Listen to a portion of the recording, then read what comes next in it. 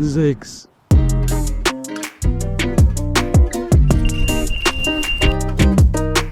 There is absolutely no hiding the fact that Zigs, Ooh, do it again. Zigs, and me just do not get along. I have tried and tried and tried genuinely in the past. I've done a whole dedicated video on zig fishing, which never saw the light of day because nothing happened. So it's a method that I know I need to get better at, but I really don't like using it, which is why today, rather than coming here by myself and trying and probably failing again, I brought in some cavalry. Well, thank you very much for joining me today. We had a long chat last week when I was up here, soaked, well I say soaked through, I was wearing the same as today, and unfortunately the weather's followed us, but I'd done 2 weeks on the bounce, fishing on the deck. We both pretty much agreed that they just weren't there. No. So we devised a plan that this week we'd come out when the sun... Oh, the forecast was glorious. It was. It was glorious zig weather. And that's not what we arrived to. It's supposed to dry up a little bit, so hopefully it will pick up for zig conditions, but today is out and out zigs. So at least I'm going to be out and out zigs with the adjustables. I'll run through the setup in a second, but yep. Also, how do you normally fish on zigs? This is you're on there every day, aren't you? All the time. Yeah. I live on there. I'm permanently fishing it. No, I don't fish it as much as I'd like to, but I do know that it's very productive and it's pretty consistent with the zigs, you know. So there's been not a lot caught for quite a long time now. I'm testament to that. I can vouch for that. You're not alone. If that makes if that helps, you're not alone. You know, it has been crap, and part of it is because it's been crap, but part of it is that it self-fulfills being crap, because the more crap it is, the more people think it's crap, so they don't come because it's crap. But I'm not helping that either. No, you're promoting that it's crap. So I'm down here now as the cavalry to try and show that it's not crap. You've just got to rethink the way that you're doing things. So for a start, where you were fishing was just where the shallow goes into deeper water. It can be all right up there, but actually the first thing is I don't think there's that many fish up that end. They do tend to like it down here. We call it the Golden Triangle. So anywhere down here up to White Post, Boathouse, this end down, this is where they tend to be in the winter. The other thing is, an awful lot of the time they're not on the bottom. Again, I can vouch for that. Yeah, you've got to get up in the air. And if you do it right, then they're catchable. Today will be a perfect test for it because it is not zig weather. There's a big wind coming in. Yeah, tomorrow is as well, but today, as you can see, is pretty grim. So I think first port of call is just get the rods out, get the fish in, and we'll run through methods, and hopefully the fish are up for it today. 100%. I need my first carp of the year. We'll get one. We'll get one. Faith, man, faith.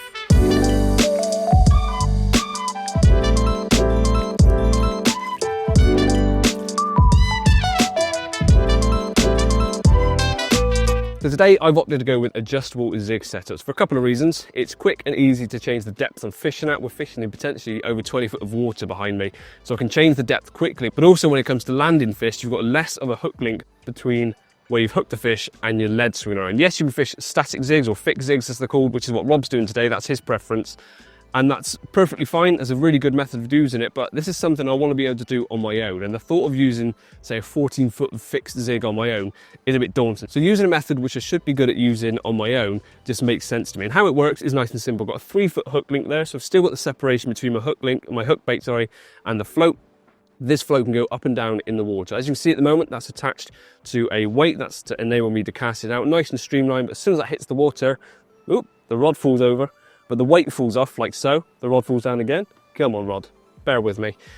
The weight falls down, so you've got a boom section there. This is actually the Ridge Monkey Ziggo ones. I saw these at the Den Bosch, so like the look of them, I thought I want to give them a try. So once that's on the deck like so, this float can then be adjusted up and down like so. So fishing it right against the weight, I've got my 3-foot hook link and then the boom. So I'm fishing at what, 3.5 foot off the deck when I'm fixed down onto the lead. As I start to adjust, I can pay off line off my reel section and go up through the water layers. So I can change the depth of fishing up really easily, get a bite. This will slide all the way down to the float like so, and then I'm only playing a fish with a 3-foot hook link. That's the theory behind it. Hopefully it works today. It's a method which I've always struggled with, but I've got to keep on persevering with it until it finally comes good. That keeps falling on me, so let's just get the rod out.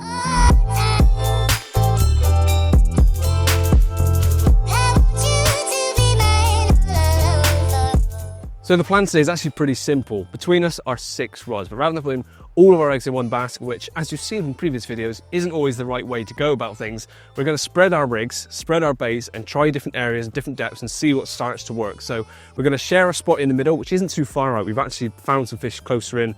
When Rob was doing the marking about, he actually knocked a few on the way down. So we know there's fish in the area.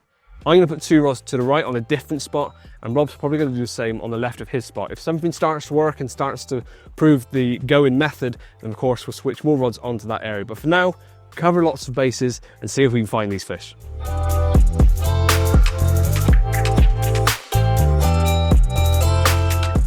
Now you may have heard of the term sloppy spotting over zigs before, and that's exactly what we'll be doing today. This mix is designed just to cloud the water, add a bit of scent, attraction, and a bit of interest in the swim, and then our zigs will be sat amongst that hopefully very cloudy water. They come along inquisitively and take your zigs as a result.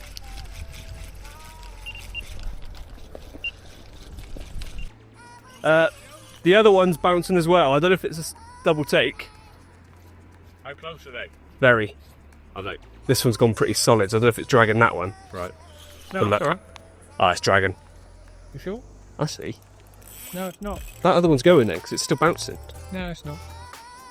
Both of them were going when I picked this one up. Look at the middle rod. Oh, right, yeah. Yeah, the middle one's going as well. Lift it. Sorry. Have you found it? It's this logo. No, I'm just watching. Alright. Yeah, Is it in? You pick this one up. Alright. Right, well it's the right one that went, which is Cool. 10, I think. Yeah. 10 foot. There we go. Yeah, I'm picking for this one up. Okay. Best thing to do with the strokers. Let it go, presumably. Yes, I thought it suddenly felt heavier than it should be. It's dragging a 4-ounce lead. Jory fishing 2 zigs next to Yeah. each other, isn't it?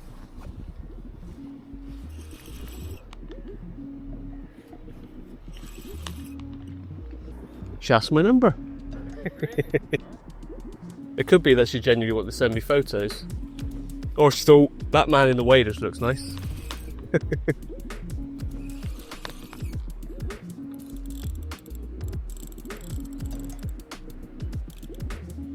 Send on a Y. Lovely, thank you. I have got dual mics, I just haven't put yours on yet. That's alright. The thing is, trying to get you a fish Okay. out. This will be my first carp of the year if it goes in. Oh. Might have to do some knitting in a second. I think I'm going to have to. Got no choice. Guilt carnage. Good old jigs. Always loved them. Yeah.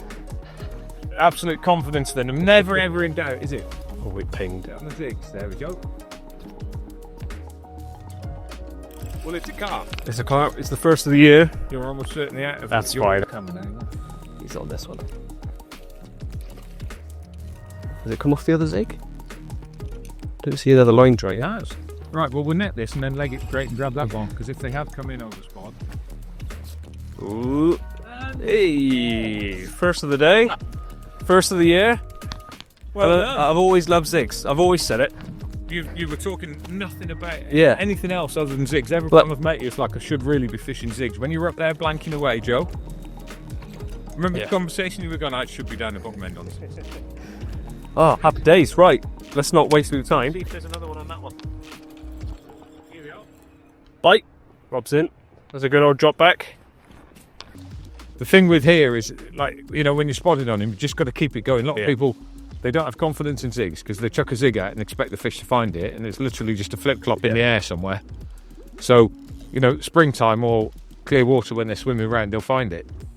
But actually, Well, both our bites will now come either as we're spotting or moments just after. Yeah.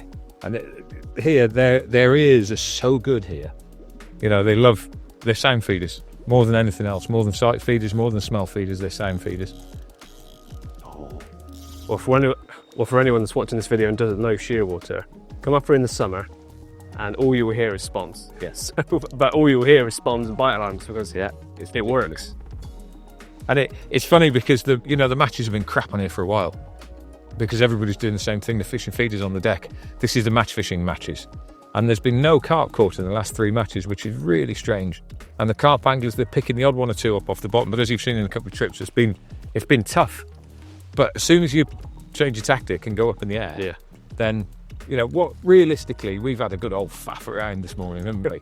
I'd say we're a good 3 or 4 hours into me since I got here, and I've only had the rods out the last hour maximum. I reckon we've been fishing an hour. Yeah. Haven't we? Realistically, properly fishing. Like I've literally just chucked my third rod out, and I was putting my third rod out when the first one went.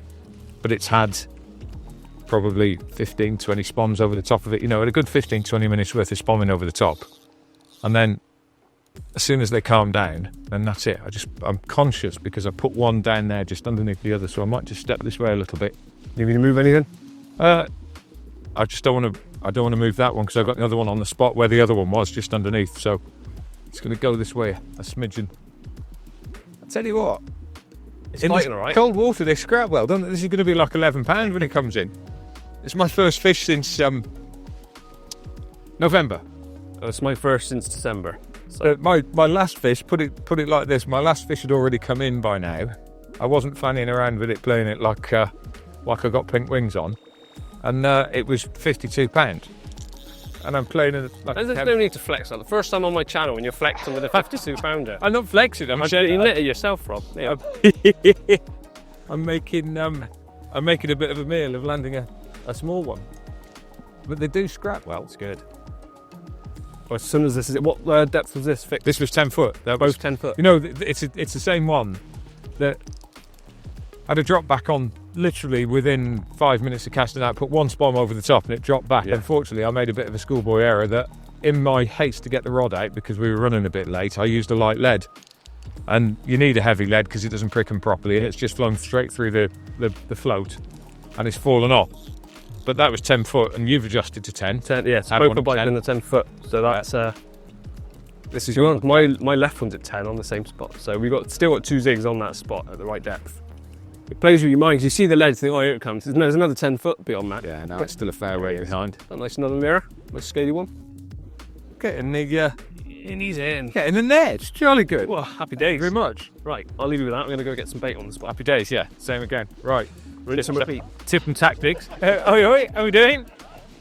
After this quick flurry of action, it was clear that some fish had arrived. To keep them there and hopefully keep the bites coming, we introduced some bait straight away, and it didn't take long for some more action to come.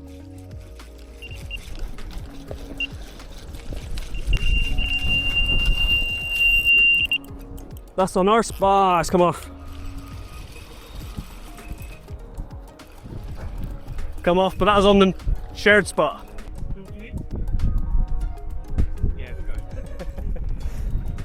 Right. 10 again? Actually, no, this is one that was underneath it. So Okay. I fish, when I'm zig fishing, I fish one up, one down. Because obviously all the bait is eventually ending down on the surface. And on the bottom. On the surface?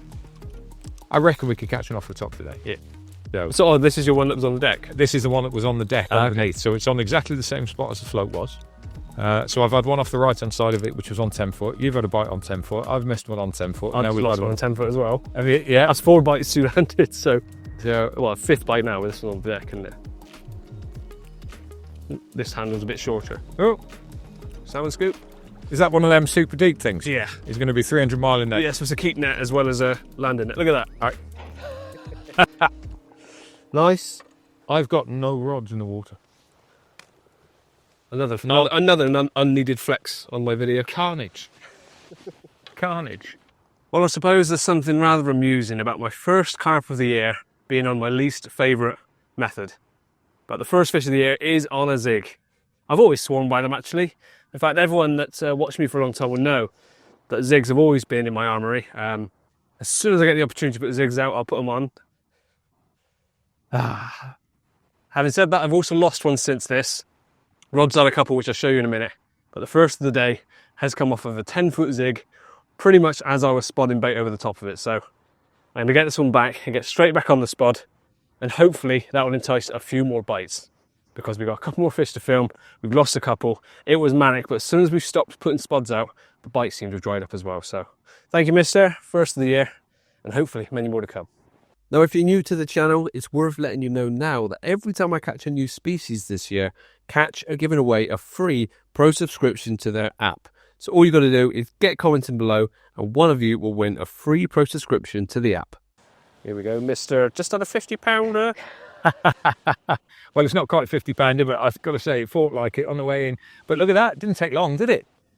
And it goes to show, mate, that, you know, tactics-wise, if you get your tactics and location right, they're definitely there for catching. And I think a lot of people ignore zigs when they shouldn't do, especially at this time of year. You know, it's not zig weather at the moment, but they clearly like it. And there we go. That is a cracking mirror. Very, very pleased to catch him. Lovely day. Right, there we go. One off the deck. Not the biggest, but it just goes to show that the tactics work, that it's always worthwhile having one down there, as well as up in the water as well, because obviously the bait's going to fall down, land on the bottom, and the odd little one, and often big one, is going to be down there waiting for a snack on the deck. Right. And another one. Oops. Yeah, there he is. And another one. A little change for this one, actually. So, Joe had mentioned that while my back was turned doing something else, he'd seen a couple of fish just rolling over the top of the spot, so they'd come up very, very close to the surface. So, I changed zig length, put a yellow one out, and went up to 11 foot rather than 10s. And very, very quickly, after a couple of spots, this was the result. And again, I say it quite a lot, but fact trumps opinion every single day of the week, and we can think all sorts of things, but this is the fact. The proof is in the pudding.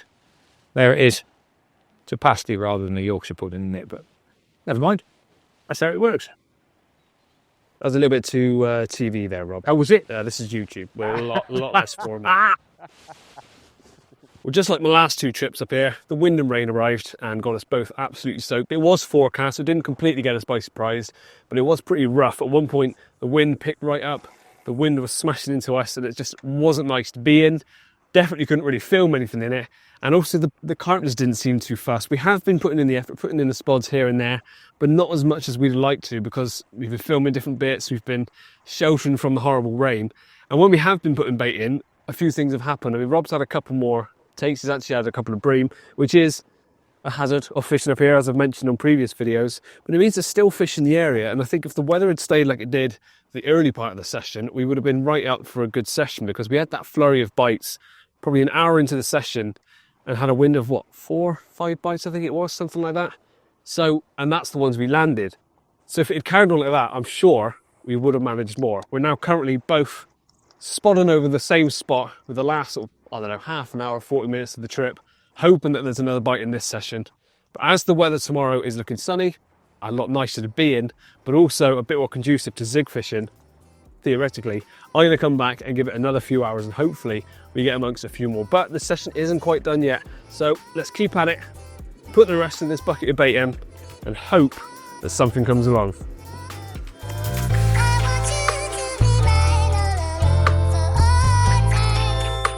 Despite our best efforts, nothing else happened on day one. So roll on day 2, where the conditions will be much better.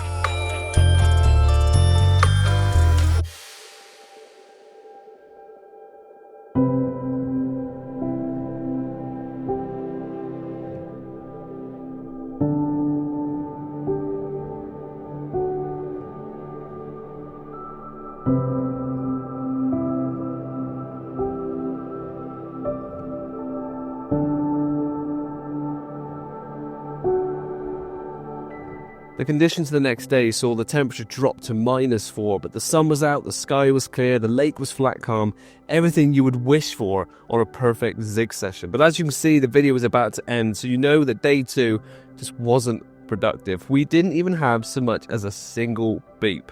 So once again, the carp have ripped up the rulebook and proven that we don't know everything, but that's just fishing, especially in the winter. So let's round off this video, not with a fish, but with a stunning view of this awesome lake.